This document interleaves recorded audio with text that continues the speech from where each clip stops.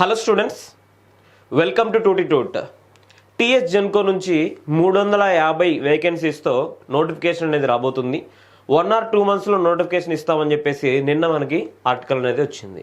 So దీన్ని base చేసుకునేసి electrical students చాలామంది జెన్కో నోటిఫికేషన్ గురించి వెయిట్ చేశారు. 2015 తర్వాత జెన్కో నుంచి తెలంగాణ జెన్కో నుంచి రిక్రూట్మెంట్ అనేది లేదు. సో అందుకనేసే ఎవరికైతే జెన్కోలో జాబ్ చేయాలని చెప్పేసి డ్రీమ్ అనేది ఉంటుందో సో డెఫినెట్గా ఈ ఎగ్జామ్ గురించి వెయిట్ చేశారు. ఓకే, సో చాలా సంవత్సరాలు వెయిట్ చేశారు. ఏజ్ లిమిట్ కూడా 42 years వరకు ఉంటుంది.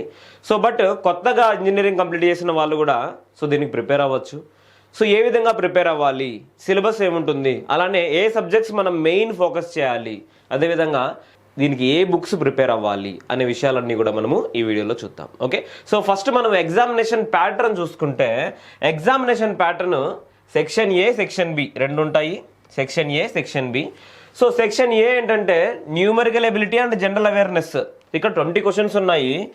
ఈ 20 questions కొంచెం రీజనింగ్, కొంచెం అర్థమెటిక్, కొంచెం తెలంగాణ హిస్టరీ అండ్ మూమెంట్కి సంబంధించింది, కొంచెం తెలంగాణ కల్చర్కి సంబంధించింది, కొంచెం ఇండియన్ హిస్టరీకి సంబంధించింది, ఇలా డిఫరెంట్ సబ్జెక్ట్స్ అన్నీ కూడా దీంట్లో ఉంటాయి. సో ఎకానమీ నుంచి ఒక క్వశ్చన్, తెలంగాణ కల్చర్ నుంచి ఒక 3 లేదా 4 questions, సో అర్థమెటిక్ నుంచి సో మనకి 5 questions, రీజనింగ్ నుంచి 5 questions, ఈ విధంగా ఉంటాయన్నమాట. సో ఇవన్నీ కూడా ఓకే, సో జనరల్ టాపిక్స్ ఇవన్నీ కూడా numerical ability and general awareness, general topics. Okay, so దీంట్లో డెఫినెట్గా మనము ఎన్నైతే ఇస్తారో ఓకే, సో 20 అయితే ఇస్తారు కదా. ఓకే, సో 20లో మనము ఆల్మోస్ట్ 15 వరకు మనం ట్రై చేయాల్సి ఉంటుంది. Okay, so economy, polity, history, geography ఇవన్నీ చదవడం అనేది సో చాలా ఎక్కువ టైం అనేది మనకు తీసుకుంటుంది. సో బిట్స్ మాత్రం మనం ప్రాక్టీస్ చేసుకుంటాము. ఓకే, సో అంత టఫ్ క్వశ్చన్స్ అయితే ఏముండవు. సో మనకు న్యూమరికల్ ఎబిలిటీ అంటే సో యాప్టిట్యూడ్ అండ్ రీజనింగ్ సంబంధించిన కొన్ని టాపిక్స్ మాత్రమే మనం చదవాల్సి ఉంటుంది. సో అది మనము కోచింగ్లో డిస్కస్ చేసుకుందాం. ఓకే, సో ఇది చాలా ఇంపార్టెంట్. ఈ 20 marks, ఈ 20 marks ఎవరైతే ప్రిపేర్ అవుతారో డెఫినెట్గా ఆ 15 marks గెయిన్ చేశారంటే అది మనకి సెలక్షన్లో ఉండేదానికి ఛాన్సెస్ ఎక్కువ ఉంటాయి. ఓకే, సో ఇది మనకి general. Okay, so just leave it now. Okay, so ఇవి 20 marks మన కోర్కి సంబంధించింది. Okay, so respective discipline. So మనం ఎలక్ట్రికల్కి సంబంధించిన సిలబస్ గురించి మనం డిస్కస్ చేసుకుంటున్నాము. సో ఈ ఏదైతే డిసిప్లైన్ ఓకే, సో మన ఎలక్ట్రికల్ ఇంజనీరింగ్ డిసిప్లైన్లో ఉన్న సబ్జెక్ట్స్ అన్నిటినీ కూడా ఓకే, సో ఒకసారి మనం చూస్తే సో మనకు పవర్ సిస్టమ్స్ ఉంటాయి, మిషన్స్ ఉంటుంది, మెజర్మెంట్స్ ఉంటుంది, సర్క్యూట్స్ ఉంటుంది, పవర్ ఎలక్ట్రానిక్స్ ఉంటుంది, ఓకే, అనలాగ్ డిజిటల్ ఎలక్ట్రానిక్స్ ఉంటాయి, ఈఎంఎఫ్ ఉంటుంది, యూటిలైజేషన్ ఉంటుంది, మ్యాథమెటిక్స్ కూడా ఉంటుంది. ఓకే, ఇవన్నీ కూడా మన జనరల్గా ఓకే, సో గేట్కున్న సిలబస్. ఓకే, సో గేట్కున్న syllabus. Okay, plus control system, signals and systems కూడా. ఓకే, సో ఇవన్నీ కూడా గేట్కున్న సిలబస్. బట్ మన జెన్కో ఎగ్జామ్కి తీసుకుంటే సో ఏం ప్రిపేర్ అవ్వాలి అని చెప్పేసి మనము క్లారిటీగా ఓకే, ఏ సబ్జెక్ట్ ఎక్కువ మార్క్స్ ఇస్తుంది మనకి అనేది మనం మెయిన్ చూడాలన్నమాట. ఓకే, సో ఇక్కడ మనకి టోటల్గా 100 marks, 100 minutes. Okay, so 100 questions, 100 marks. Okay, so ఎన్ని మినిట్స్లో కంప్లీట్ చేయాలి? 120 minutes అంటే 2 hoursలో కంప్లీట్ చేయాలి. ఓకే, జనరల్గా Genco exam offline examination conduct చేస్తారు. ఓకే, సో రీసెంట్గా మనకి ఎస్పీడీసీఎల్ కంప్లీట్ అయింది కదా తెలంగాణలో, 2 సార్లు కంప్లీట్ అయింది. 2022 ఒక నోటిఫికేషన్, 2023 ఒక నోటిఫికేషన్ ఎస్పీడీసీఎల్, ప్లస్ ఒక ఎన్పీడీసీఎల్ నోటిఫికేషన్ కూడా కంప్లీట్ అయింది. ఓకేనా, సో రీసెంట్గా మనకి 3 examinations కంప్లీట్ అయ్యాయి. ఎలక్ట్రికల్ కోర్ ఎగ్జామినేషన్స్ తెలంగాణలో 3 కంప్లీట్ అయ్యాయి. 3టికి కూడా almost same syllabus.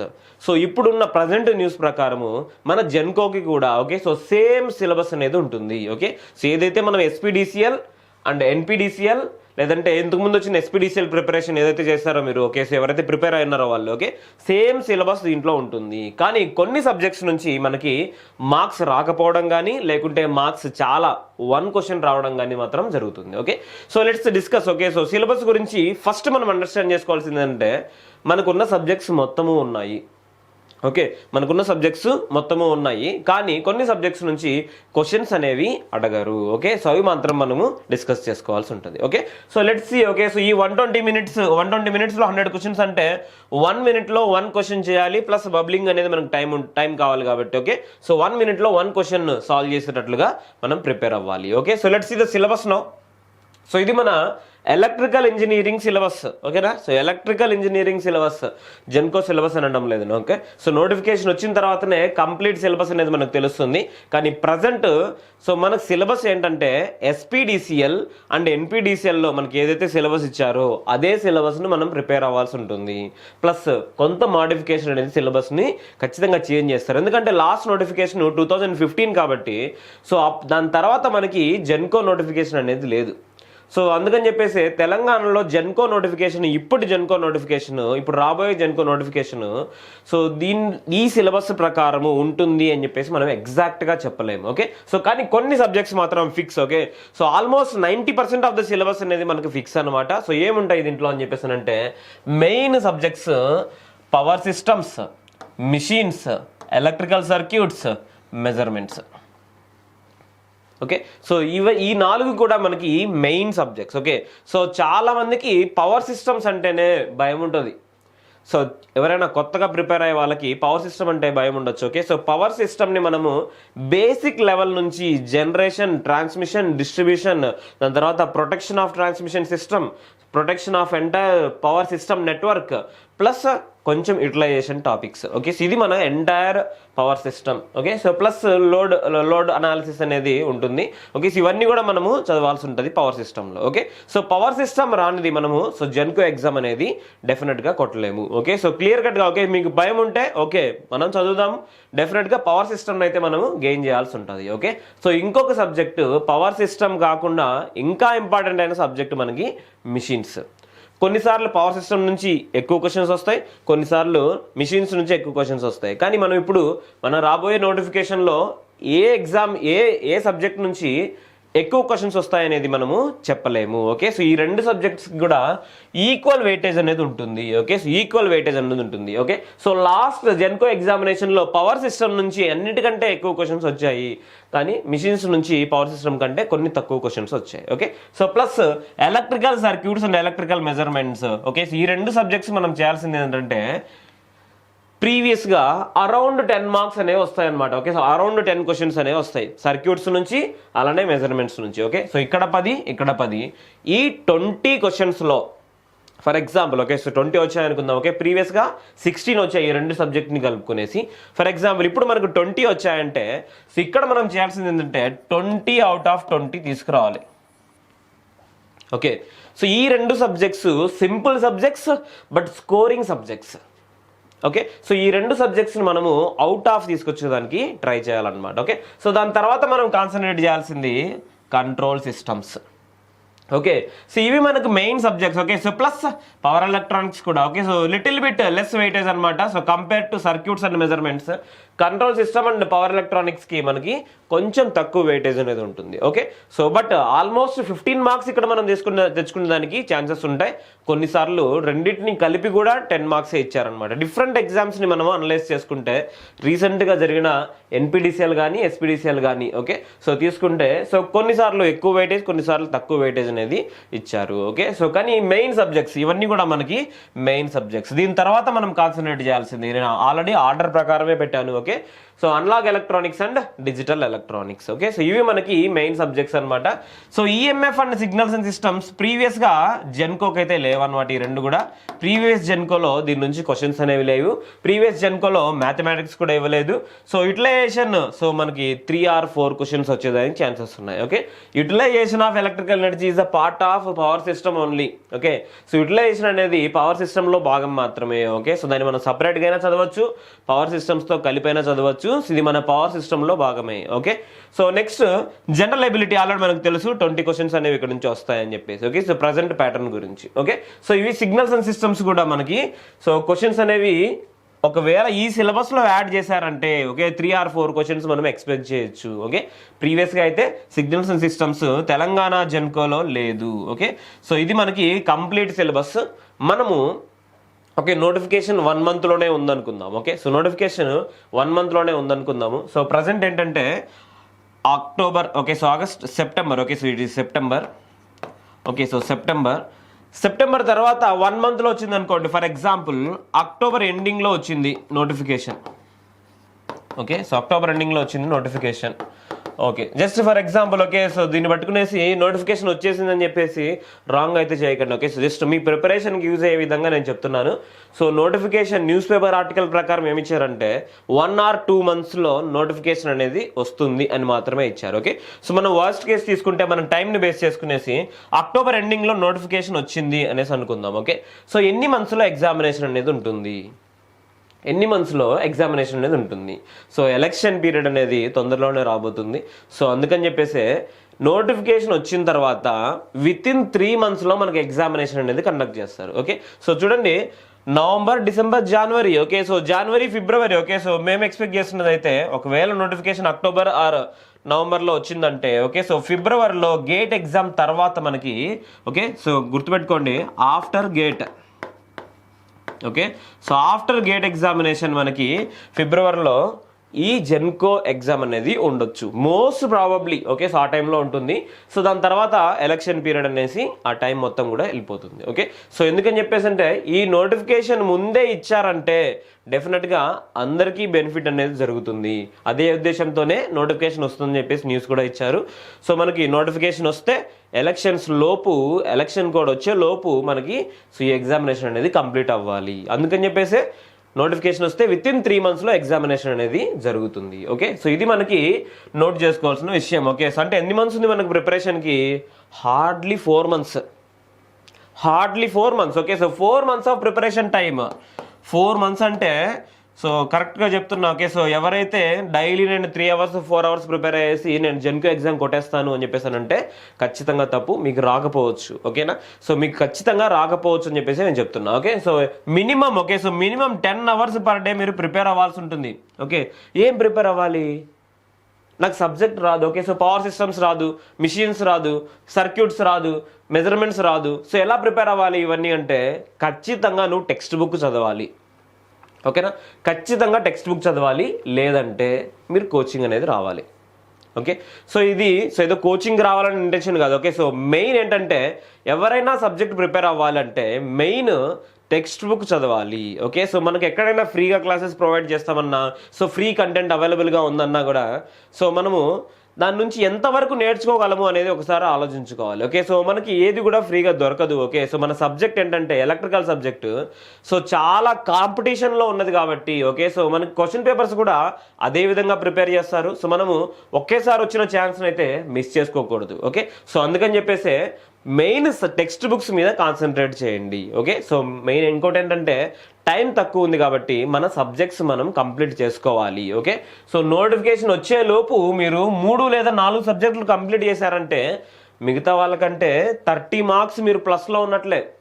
Minimum 30 marks మీరు ప్లస్లో ఉన్నట్లే. ఓకే, సో నోటిఫికేషన్ వచ్చే ముందే 3 or 4 సబ్జెక్ట్స్ మీరు కంప్లీట్ చేసుకోవాలి. ఓకే, సో అప్పుడైతేనే మనకి సో సెలక్షన్లో ఉండేదానికి ఛాన్సెస్ ఉంటాయి. Okay, so minimum 4 months time ఉంది. 4 monthsలో నా ప్రిపరేషన్ కంప్లీట్ అవ్వాలి. మినిమం 3 or 4 times మీరు రివిజన్ చేసుకోవాలి, షార్ట్ నోట్స్ మెయింటైన్ చేయాలి డెఫినెట్గా. ఓకే, సో అప్పుడైతేనే మనకి సో ఈ జెన్కో ఎగ్జామినేషన్ అనేది మనం డెఫినెట్గా కొట్టచ్చు.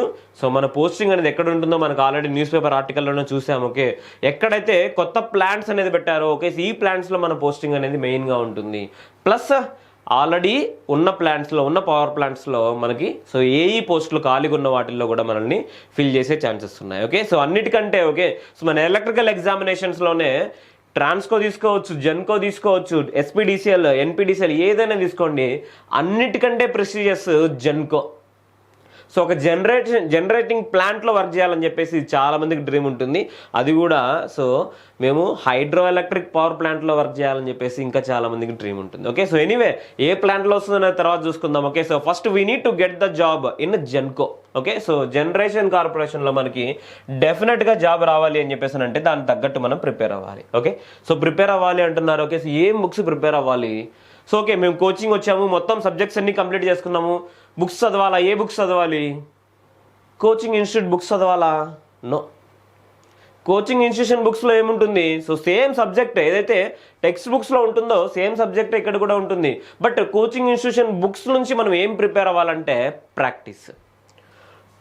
ఓకే, సో ఓన్లీ బిట్స్ అనేది మనము ప్రాక్టీస్ ఎక్కడ చేయాలంటే ప్రీవియస్ ఇయర్ క్వశ్చన్స్ ప్లస్ మీకు ఏదైనా బుక్స్ అవైలబుల్గా ఉంటే ఓకే, సో ఆ బుక్స్ అనేవి మనము ప్రాక్టీస్ చేయాల్సి ఉంటుంది. ఓకే, సో నెక్స్ట్ మెయిన్ ఏంటంటే ప్రాక్టీస్ చేసేటప్పుడు number of questions. Okay, so questions practice చేయాలి. ఓకే, సో క్వశ్చన్స్ ఎక్కడ ప్రాక్టీస్ చేయాలంటే సో మెయిన్ మనం previous Genco, Transco and discoms. Okay, so Telangana ఏపీనా అని చూడకండి. ఓకేనా, సో ఏపీ తెలంగాణ ఏవైనా కానీ ఓకే, సో వేరే స్టేట్స్లో మనకున్న స్టాండర్డ్ ఉండదు. లైక్ కర్ణాటక ఎగ్జామ్ తీసుకున్నా కానీ, ఓకే కేరళ ఎగ్జామ్ తీసుకున్నా కానీ, తమిళనాడు టీఎన్ జెన్కో తీసుకున్నా కానీ, లేకుంటే మహారాష్ట్ర ఓకే సో మహా ట్రాన్స్కో ఆర్ జెన్కో తీసుకున్నా కానీ ఓకే, సో వీటికి మన స్టాండర్డ్లో మన స్టేట్లో ఉన్న స్టాండర్డ్తో ఆ క్వశ్చన్స్ అనేవి మ్యాచ్ అవ్వవు. సో మీరు ఏవి ప్రిపేర్ అవ్వాలంటే Telangana or Andhra Pradesh previous year questions మనం ప్రిపేర్ అవ్వాల్సి ఉంటుంది. ఓకే, సో ప్రీవియస్ క్వశ్చన్స్ అనేవి మనము ప్రాక్టీస్ చేయాల్సి ఉంటుంది. ఒక్క క్వశ్చన్ కూడా మనం మిస్ చేయకుండా టోటల్గా అన్ని క్వశ్చన్స్ని మనము క్వశ్చన్ టు ఆన్సర్ మనకి చేయగలగాలి. ఓకే, సో అన్ని క్వశ్చన్స్ కూడా ఎన్నైతే ప్రీవియస్గా జరిగినాయో, ఎన్ని ఇయర్స్ నుంచి మనము ఈ జెన్కో ట్రాన్స్కో ఎగ్జామ్స్ జరుగుతున్నాయో అన్ని క్వశ్చన్స్ కూడా మనము ప్రాక్టీస్ చేయాల్సి ఉంటుంది. ఓకే, సో ఇది మనం ఫస్ట్ చేయాల్సిన పని. ఓకే, సో అన్నిటికంటే ఫస్ట్ చేయాల్సిన పని. మీకు రాలేదా కొన్ని క్వశ్చన్స్ డౌట్స్ ఉంటాయి. ఓకే, పాసిబుల్ ఉంటే మీ ఫ్రెండ్స్ని అడగండి, లేకుంటే మీకు దగ్గరగా అవైలబుల్గా ఉన్న లెక్చరర్ని అడగండి, లేకుంటే మీరు మమ్మల్ని కూడా అడగండి. ఓకే, సో కానీ ఒక్క క్వశ్చన్ కూడా డౌట్ అనేది పెట్టుకోకూడదు. ఓకే, సో ఈ ప్రీవియస్ ఇయర్ క్వశ్చన్స్లో ఒక్క క్వశ్చన్ కూడా డౌట్ అనేది పెట్టకూడదు. ఓకే, సో దీని నుంచే మనం ఎంతవరకు మనం స్కోర్ చేయగలమంటే only previous year questions solve చేసినా కానీ మనం మినిమమ్ 60 to 70 మార్క్స్ స్కోర్ చేయొచ్చు. Only previous year questions. Worst కేసులో 50 క్వశ్చన్స్ ఇచ్చిన 100 క్వశ్చన్స్లో వర్స్ట్ కేసులో మనకి 50 క్వశ్చన్స్ మనం దీని నుంచి ఆన్సర్ చేసేదానికి ఛాన్సెస్ ఉన్నాయి. ఓకే, సో నెక్స్ట్ మనం చేయాల్సింది ఏంటంటే SSC JE questions. Okay, so SSC JE questions. SSC జేఈలో సిలబస్ ఏముంటుంది? పవర్ సిస్టమ్స్ ఉంటుంది, మిషన్స్ ఉంటుంది, మెజర్మెంట్స్ ఉంటుంది, సర్క్యూట్స్ ఉంటుంది, plus utilisation and traction. Okay, so ఇవి ఉంటాయి అనమాట. ఓకే, సో ఇవే మనం ప్రాక్టీస్ చేయాల్సింది. యూటిలైజేషన్ మన సిలబస్లో ఉంటే ఇది కూడా చదువుతాం, లేకుంటే ఓన్లీ ఇవి చదువుతాం. బేసిక్ ఎలక్ట్రానిక్స్ ఉంటుంది. ఓకే, సో బేసిక్ ఎలక్ట్రానిక్స్ ఇక్కడ మనం అన్లాగ్ ఎలక్ట్రానిక్స్లో ప్రాక్టీస్ చేస్తాం already. So that's enough. Okay, so main ఈ 4 సబ్జెక్ట్స్ మనము ప్రాక్టీస్ చేయాల్సి ఉంటుంది ఎస్ఎస్సి జేఈ నుంచి previous year questions. Okay, so ఇవన్నీ కూడా ప్రీవియస్ ఇయర్ క్వశ్చన్సే. ఓకేనా, previous year questions.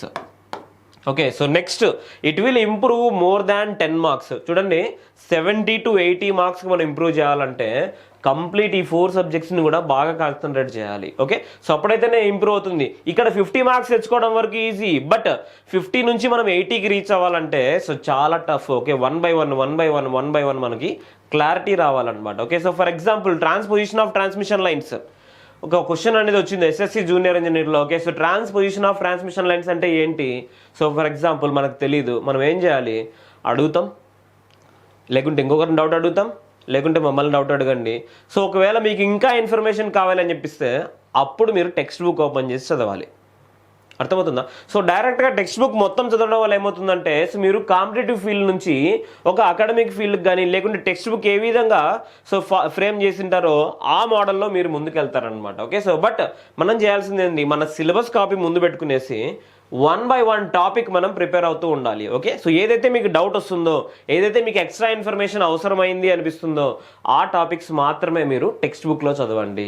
This is the best method at present. Okay, so ఎందుకంటే టైంని బేస్ చేసుకోవాలి, అదేవిధంగా సో మన ప్రిపరేషన్ని మనము ఎక్కువసార్లు రివిజన్ చేసేటట్లుగా ప్లాన్ చేసుకోవాలి. సో టెక్స్ట్ బుక్ మొత్తం చదివినామంటే it will waste our much time. Okay, so that's why మీరు ఆన్లైన్లో ప్రిపేర్ అవ్వాలనుకున్నా లేకుంటే ఆఫ్లైన్లో ప్రిపేర్ అవ్వాలనుకున్నా సో మెయిన్ సబ్జెక్ట్ అనేది మనం నేర్చుకోవాలి ఫస్ట్.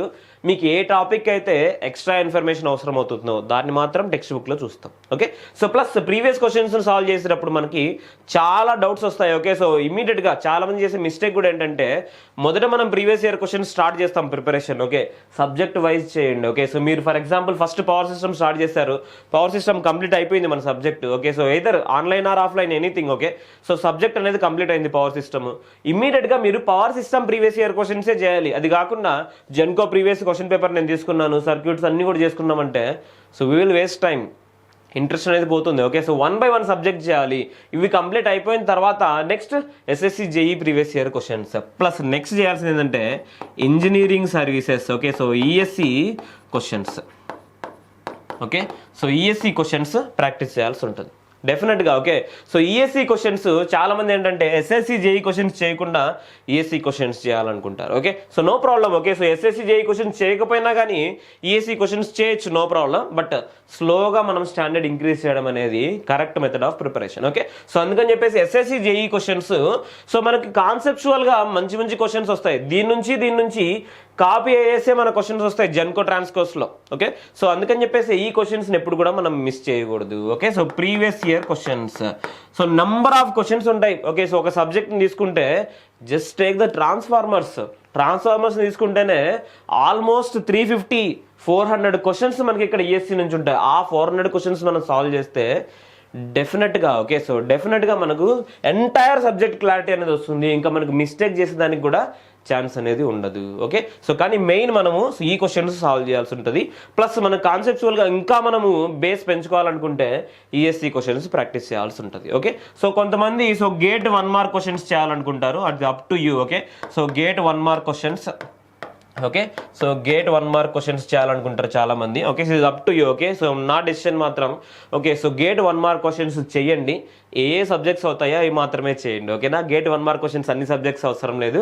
సో మనకి మెయిన్ సబ్జెక్ట్స్ ఏవైతే ఉన్నాయో ఆల్రెడీ మనం డిస్కస్ చేసాము. First 5 subjects. Okay. So 5 subjects అవి మనము గేట్ 1 మార్క్ క్వశ్చన్స్ చేయాల్సి ఉంటుంది. ఓకే. సో ఎందుకు ఈ గేట్ 1 మార్క్ క్వశ్చన్స్ చేయాల్సి ఉంటుందంటే, for example question paper tough వచ్చిందంటే, ఓకే, మన జెన్కో క్వశ్చన్ పేపర్ టఫ్ వచ్చిందంటే so little bit of problematic ఉండొచ్చు, మనకి సాల్వ్ చేసేదానికి ఎక్కువ టైం పట్టచ్చు. సో అలాంటివి మనం ముందే ప్రాక్టీస్ చేసుకోవాలి. కాబట్టి ఈ గేట్ 1 మార్క్ క్వశ్చన్స్ అనేవి మనం డెఫినెట్గా చేయాల్సి ఉంటుంది. ఓకే. సో గుర్తుపెట్టుకోండి, టఫ్ వచ్చిన క్వశ్చన్ అందరికీ టఫే. ఓకే.